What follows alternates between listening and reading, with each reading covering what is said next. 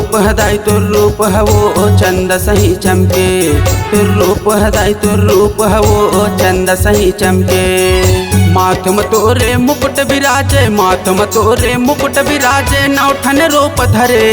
तुर रूप हदाई तुर रूप हवो चंद सही चमके, तुर रूप हदाई तुर रूप हवो चंद सही चमके।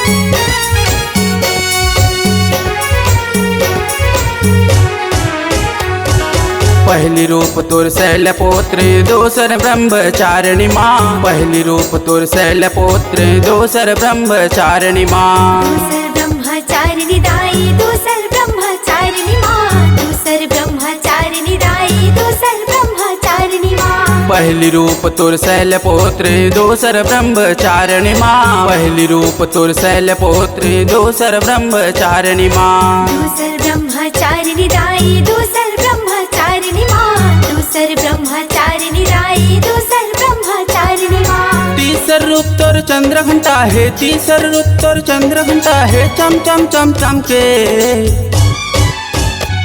तुर रूप हदाई तुर रूप हवो चंद सही चमके, तुर रूप हदाई तुर रूप हवो चंद सही चमके।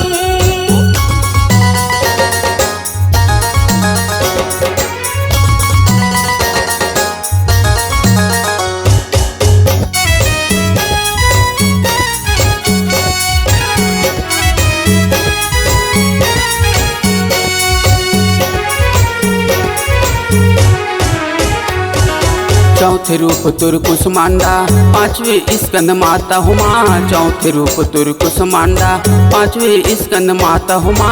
पांचवे स्कंद माता हो मैया, पांचवे स्कंद माता हो माँ, पांचवे स्कंद माता हो मैया, पांचवे स्कंद माता हो माँ। चौथे रूप तुर कुसमांडा पांचवे स्कंद माता हुमा, चौथे रूप तुर कुसमांडा पांचवे स्कंद माता हुमा। पांचवे स्कंद माता हो मैया, पांचवे स्कंद माता हो माँ, पांचवे स्कंद माता हो मैया, पांचवे स्कंद माता हो माँ। छठवे रूप तुर कात आईनी, छठवे रूप तुर कात आईनी, चम चम चम चमके। तुर रूप हदाई तुर रूप हवो चंद सही चमके, तुर रूप हदाई तुर रूप हवो चंद सही चमके।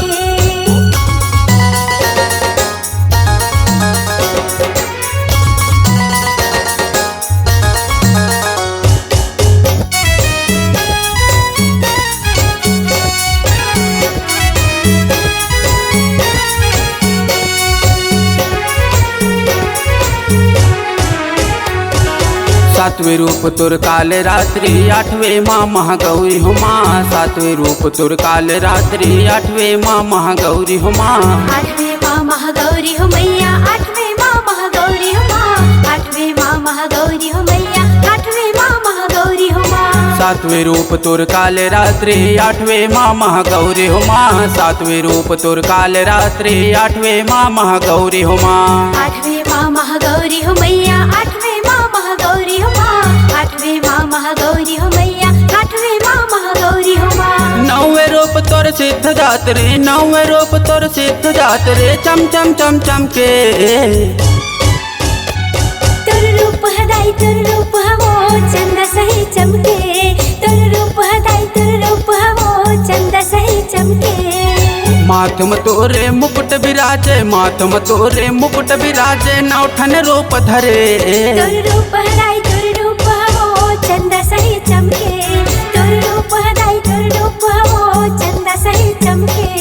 तुर रूप हदाई तुर रूप हवो चंद सही चमके, तुर रूप हदाई तुर रूप हवो चंद सही चमके।